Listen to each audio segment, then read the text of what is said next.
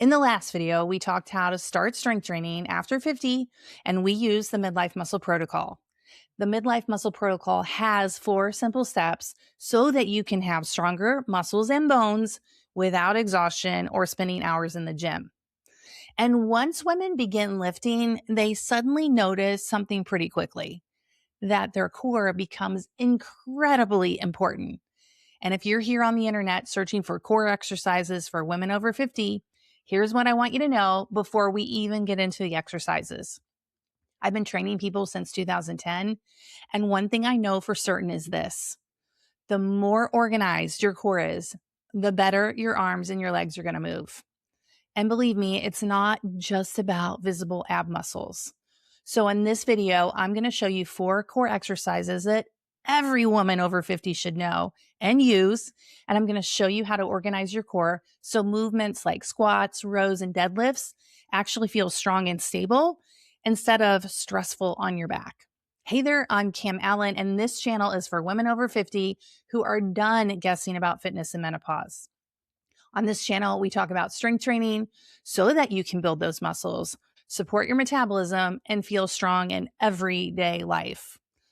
One of the biggest misunderstandings I see with core training is that people think their core is just about their abs.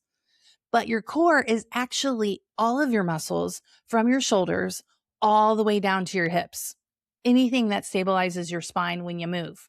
So that means the muscles in the front of your body, your abs, the muscles along the side of your body, like your obliques, and all of the muscles in your back. And when those muscles work together, your spine feels supported and your body moves really well. And when they don't, the lift starts to feel a little awkward or a little unstable. Have you ever had that experience? I really noticed this at the end of 2019 after my hysterectomy. Movements that I had done for years suddenly felt very, very different. Things like rowing or deadlifts or even front squats took a whole new meaning. I could feel my core working in a way I had never paid attention to before. You know, that happens when they cut through all the layers of your core muscles. But that experience made me realize how important it is to organize your core before you move. Before you do any core exercises, start by organizing your core. So I want you to think of it like this. It's kind of like wearing a corset or a belt on the inside. So this is how you do it. First, I want you to squeeze your glutes. You can do it if you're sitting. If you're standing, it's even easier. Squeeze your glutes. And then I want you to think about taking the bottom of your ribs and slightly tipping them towards your pelvis. You should be able to breathe in this position, but you should have your corset or your belt on the inside. Can you feel that? Now, you're not sucking in your stomach. We were told to suck in your stomach, but actually when you inhale, your belly should get bigger. And when you exhale, your diaphragm is pushing the air out of your lungs. Your belly is supposed to move. So we're not sucking in our stomach. You're just creating this gentle brace that stabilizes your spine from the inside. This is an internal support system that allows the rest of your body to move with strength and control. And remember what I said earlier. The more organized your core is, the better your arms and legs are going to move. If you found this helpful so far, be sure to hit subscribe and follow along on this channel. Every week, we talk about strength training so you can build that muscle, support your metabolism, and feel strong again. Now, let's look at 4 core exercises that I believe all women over 50 should know. The first one is the dead bug. And you're like, the dead bug? Yeah, the dead bug. This one was actually a core piece of my rebuilding my core strength after my hysterectomy. Dead bugs teach your body how to stabilize your spine while you move your arms and your legs. This is one of the safest, most effective core exercises ever for beginners or anyone. So how do you do it? I want you to lay on your back with your legs at 90 and your arms straight up. And from here, you're going to move your opposite arm and opposite leg away from your spine and then back to center. Move really slowly and focus on keeping your core organized. So remember, your ribs are towards your pelvis and opposite arm and opposite leg are moving away from your center and then back to center. Nice and slow and controlled. The next essential core exercise is bird dog. We're borrowing this from the yoga world. Again, this was a core exercise that really helped me feel strong and stable after my hysterectomy. And by the way, if you're struggling with pelvic floor issues in menopause, these two are amazing. Dead bug and bird dog. Do them, do them, do them.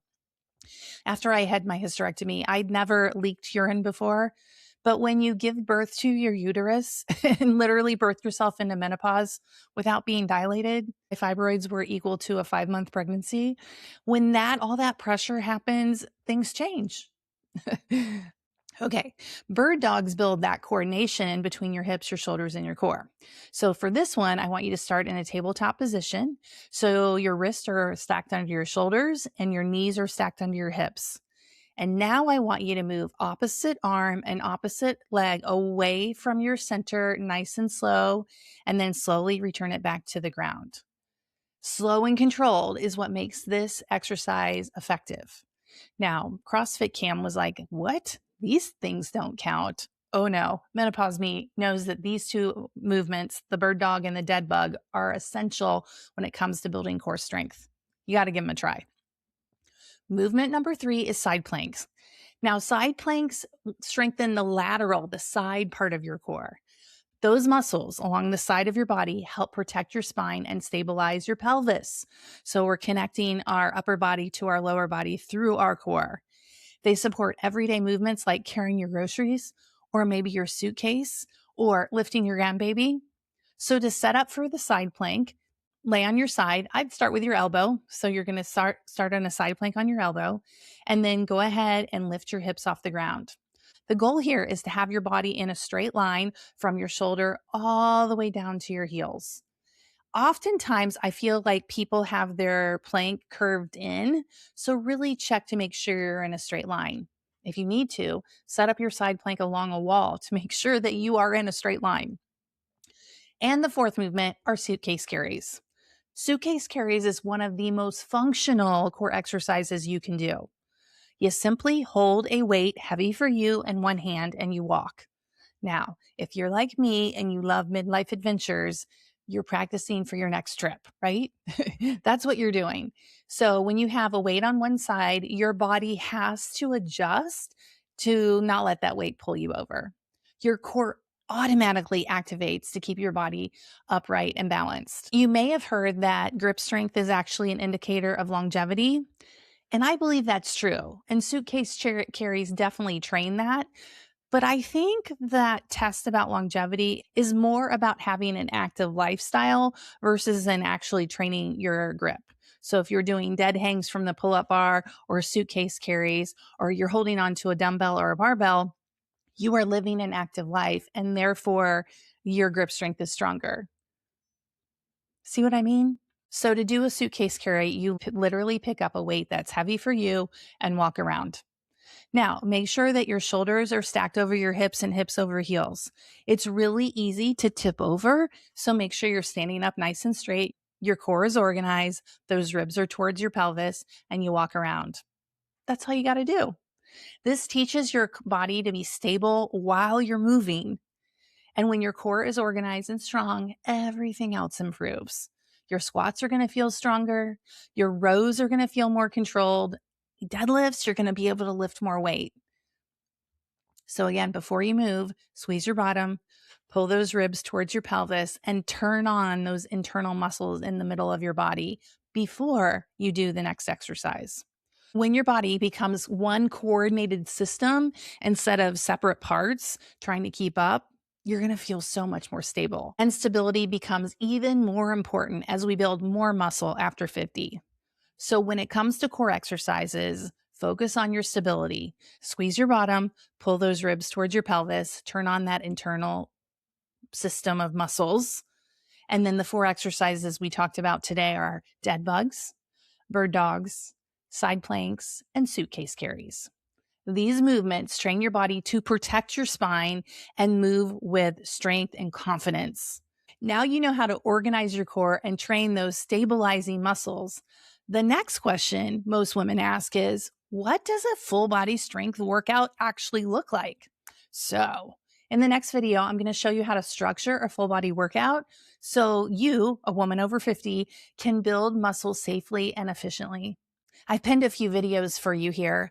Menopause Change Your Body. Here's what works now. Be sure to check that one out.